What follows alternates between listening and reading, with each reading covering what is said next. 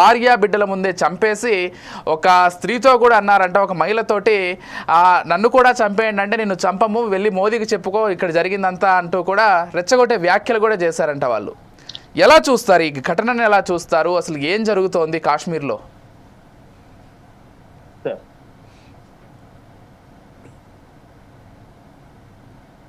నమస్కారం సార్. అయితే మొదటగా నిన్న జరిగిన దాడి ఏదైతే ఉందో చాలా విషాదకరం సార్, బాధాకరం. ఇలాంటి దాడుల్ని తీవ్రంగా ఖండిస్తా ఉన్నాం. ఇక ముందు అలాంటి జరగకూడదని కోరుకుంటా ఉన్నాం. గతంలో మీరు ఇందాక చెప్పినట్టు 10-15 రోజుల క్రితం అక్కడ వాళ్ళ సైనిక అధికారి చేసిన వ్యాఖ్యల తర్వాత 10-15 రోజులు గడిచిందో లేదో ఈ దాడి జరిగింది సార్. అయితే ఇక్కడ ఇందాక మీరు అన్నారు ఉగ్రవాదానికి మతం లేదు అని, అది ఎంత మాత్రం నిజం కాదు సార్.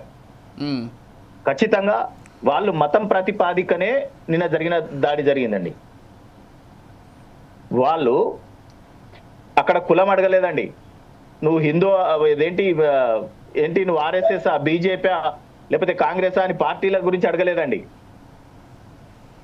వాళ్ళు అడిగింది కేవలం నువ్వు హిందువా ముస్లిమా. హిందూ అయితే వాళ్ళ భార్య పిల్లల ముందే కాల్చిపడేసిందండి. ఒకటి. రెండు, ఇంకొక వ్యక్తిని అతను ఒక ముస్లిం పేరు చెప్పాడంట. చెప్తే వాళ్ళకి నమ్మకం కలగలేదు. కలగకపోతే ఆ ముస్లిం కలమా చదువుమని చెప్పి ఆదేశించారు. కలమా చదివిన వాడిని వదిలేసిరు, కలమా చదవని వాడిని కాల్చిపడేసానండి. ఎంత దౌర్భాగ్య పరిస్థితి అండి ఇది. అవును, చాలా దారుణమైన ఘటన సార్ ఇది. దీన్ని తీవ్రంగా ఖండిస్తా ఉన్నాం. ఖచ్చితంగా ఇది సరే జరిగింది, బాధాకరం. కానీ చర్యకు ప్రతిచర్య ఖచ్చితంగా ఉంటుంది. రాబోయే రోజుల్లో తీవ్రమైన ఎదురుదాడి జరుగుద్ది ఖచ్చితంగా. ఆ దిశగా కేంద్ర ప్రభుత్వం ప్రయత్నాలు చేస్తా ఉంది సార్. ఏంటి పాకిస్తాన్ హస్తం ఉందని భావిస్తున్నారా మీరు ఇందులో? సార్ ఖచ్చితంగా ఈ దాడియే కాదు సార్, గడిచిన స్వతంత్ర భారతదేశం 70 ఏళ్లలో జరిగిన ప్రతి దాడి వెనుక కాశ్మీర్ ఉంది. ఇందులో ఎలాంటి అనుమానం లేదు. నంబర్ 1. నంబర్ 2, ఎస్ ఖచ్చితంగా ఉంది.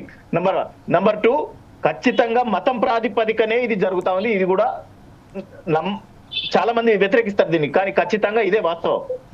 నమ్మాల్సిందే.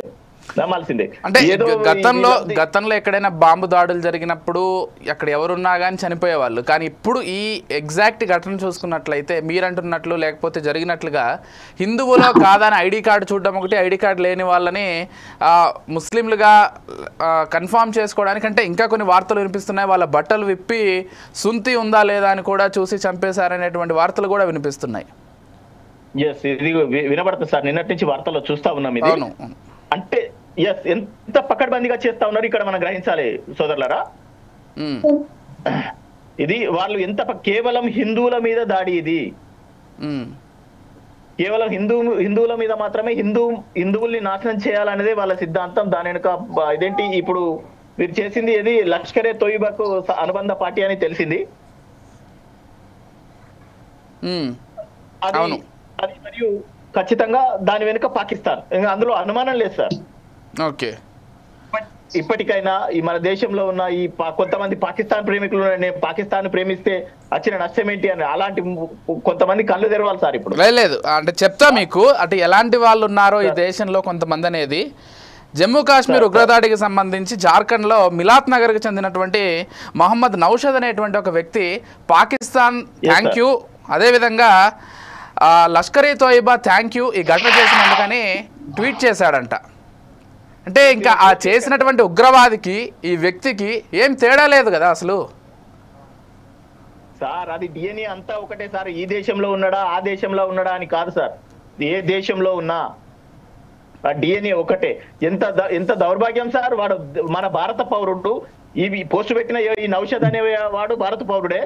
సాటి భారత పౌరుడు చనిపోతే అక్కడ ఏడుతా ఉంటే వాడు ఏ రకంగా థ్యాంక్ యూ లష్కర్ తోయిబా అని పెడతారు సార్. అసలు సరే దేశాలు మతాలు పక్కన పెడితే మానవత్వం అనే ఒకటి ఉంటుంది కదా, మానవత్వంతో ఆలోచించైనా కానీ ఎవరినో నిరాయుధులను చంపేస్తే పిరికి పందల్లాగా ఒక ఆయుధం కూడా లేని వాళ్ళని వాళ్ళకి సంబంధించి థ్యాంక్ యూ అని చెప్పడం ఏంటో అర్థం కాలేదు. అదే సార్, అదే ఉగ్రవాదులు వాళ్ళు బయట నుండి చేశారు, వీళ్ళు లోపల ఉన్నారు సార్. వాడు ఉగ్రవాదే, వీడు అందులో ఎలాంటి అనుమానం లేదు. అంతే కదా, అలాగే పరిగణించాల్సి ఉంటుంది. ఒకసారి ప్రకాష్ గారితో మాట్లాడదాం. ప్రకాష్ గారు నమస్కారం అండి. సార్ నమస్కారం అండి. నమస్తే అండి. ఎలా చూస్తారండి, అంటే ఒకవైపు పొలిటికల్గా ఎన్ని విమర్శలు వినిపిస్తున్నా కానీ కొద్దిసేపు పాలిటిక్స్ అన్నిటిని పక్కన పెట్టి దేశం పైన జరిగినటువంటి దాడిగా దీన్ని చూడాల్సి ఉంటుంది డెఫినెట్గా. సో